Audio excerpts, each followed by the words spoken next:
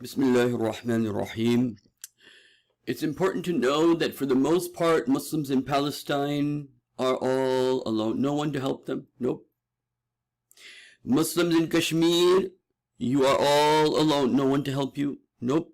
No one's going to help you. There might be some discussions here and there, but there is a larger plan.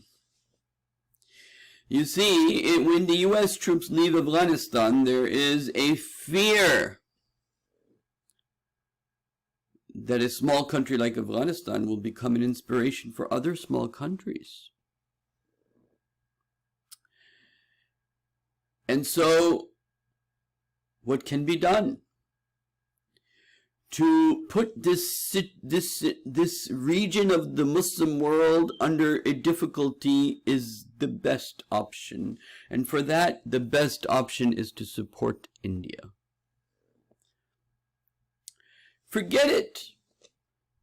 Malaysia has billions of dollars of trade with India, UAE, Saudi Arabia, so on and so forth. All these countries, their investments in India are more than their belief in Allah subhanahu wa ta'ala. Then their feeling that these are our brothers and sisters dying. The Arab world died the day they became silent regarding the Muslims in Palestine. The hearts are as hard as rocks. These hearts do not cry. Don't expect from people who do not cry to help you. It is extremely important. You know the word Ummah, what it means? The word Ummah, the derivative letters of the word Ummah are Alif, Mim, Mim. Imam. You are an Ummah when you have an Imam. If you don't have an Imam, you are not an Ummah as such. Look at the Ummahs, Allah, like the bees and the ants, they all have leaders. You know these Ummahs Allah has created, Allah talks about, these are Ummahs, the bees and the ants, they have their leaders.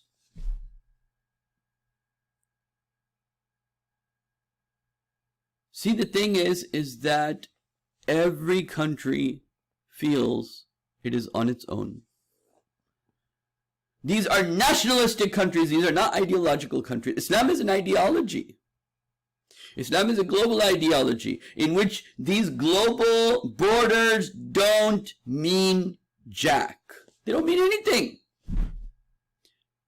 We still have that feeling of being Muslim when we go to the masjid or we go to Hajj, and you know, Hajj is our United Nations and all this. What is the use of the Hajj that we just did when the result is zero in the practical world? Hajj used to be a time where the Khalifa used to recruit people for the army. Hajj used to be a time where instead of being a script here, Sheikh, read this. This is what you have to say. Don't say any word outside the script we're giving you. You know, Hajj used to be a time where the global issues of the Ummah were being discussed.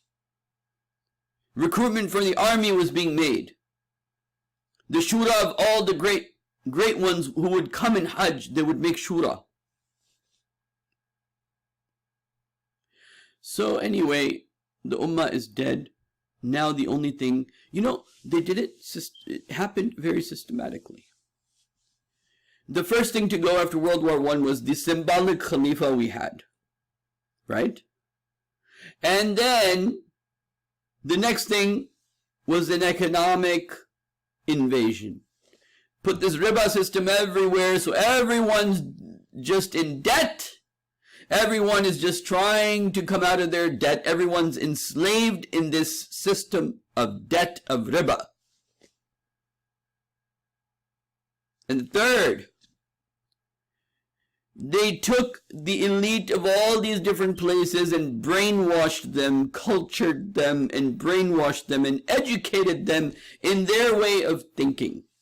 In the Iblisi way of thinking. And now these people think that the riba system is the best system in the world. And these are the people leading us. You think these people are going to cry for people in Kashmir, for people in Gaza, for people in Yemen, for people in Somalia. These people are going to cry for the Muslims in China. These people are going to cry for Muslims anywhere in the world. You think these people care about anything except for their nationalistic borders and their businesses? So first, drop the political system. Second, take over the economic system. And when you drop the political system, you put in its place your own stooges, for the most part. And then you take over the economic system. Then you take over the educational and social institutions.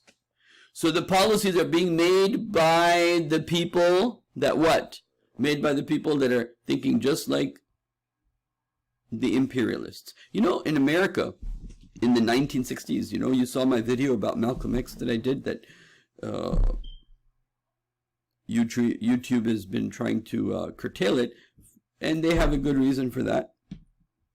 But anyway, you see, there was a time in the 1960s, they would say, because now even the blacks in America, the African Americans in America, even they have, you know, they've lost their track that they were on at one time. But, you know, they had this concept, this person's a black person, like Obama, black person, but he's a white wannabe. You know, black people have curly hair, right? You know how the Afro hair, they have that special hair. So what would they do is they'd take a special lotion to make it straight like white people, right? And they try to walk and talk like white people instead of being themselves. This is what's happened to our educated class. They all want to act like the invaders. Okay, then you have the issue of, which is now what they're working on, and that is they have taken over the political system, taken over the economic system, taken over the social institutions, brainwashed you, and then they have entertainment, Bollywood and Hollywood, and that's been going on for 30 years. Do you know in the Arab world, the number 2 language now that's considered the number 2 language of the country is Hindi? Do you know how many cheap labor are brought from India to the Arab world to work?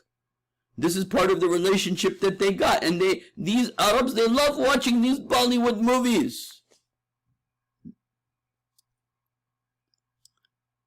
And then now you have the political, economic, social, then now the cultural / entertainment level invading the Muslim world. You think Muslims can think straight after this? And then now they are going into the gender and family issues because Muslims are strong, at least in their families, at least at the family level. You know, we have some level of what we quote unquote Islamic identity. But now their challenge is breaking down the Muslim families. And then after that, the last and the final challenge will be so easy. When Dajjal comes, people worship him because after all this is broken down, and then that concept, the basic concepts of Islam are broken down, even worshiping, even ibadat. Once you get to the family level, so what should be done? What needs to be done is like-minded people in the Ummah who still care, who still have a heart, who have still some light, who still cry, who still feel, who don't have a heart as hard as a rock. Muslim people who have a heart. Muslim people who can see, who have nur in their eyes to see what's happening in the world. Muslim people who care. Muslim people who love Allah and His Messenger and His Deen. They need to start coming together. They need to start coming together and working together. If you don't do this, you are going to be lost. You need a jama'ah. You need to be with a jama'ah. And the Prophet said this clearly about the end times, to be with a jama'ah, because we are now fractured and broken. More on this inshallah next time. Assalamu alaikum wa rahmatullahi wa barakatuh. Make sure to subscribe today, and make sure you like, and make sure you leave your comments and ideas. Jazakumullah khairan. Assalamu alaikum wa rahmatullahi.